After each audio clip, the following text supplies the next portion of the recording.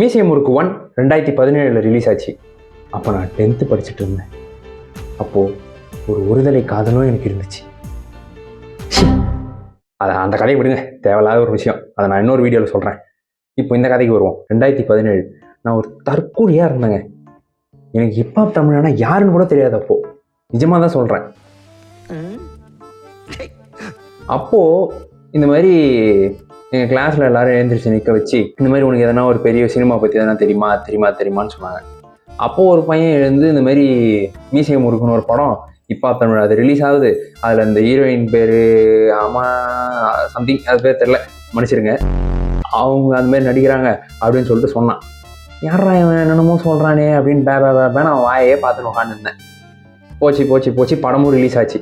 படம் ரிலீஸ் ஆன டைமில் எனக்கு அது ரிலீஸ் ஆன விஷயம் கூட தெரியாது ஃபர்ஸ்ட் ஆஃப் ஆல். அப்புறம் எதுக்கும் அந்த பக்கம் நான் எங்கள் சைக்கிள் எடுத்துன்னு விருட்டுன்னு ஓட்டின்னு போயிட்டு இருந்தப்போ ஒரு பேனர் பார்த்தேன், மியூசியம் முறுக்கு பேனர்.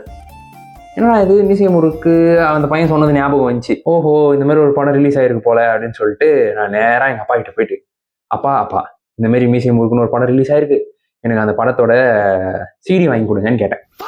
அப்போலாம் நான் தேட்டருக்கு அவ்வளோ போக மாட்டேன்.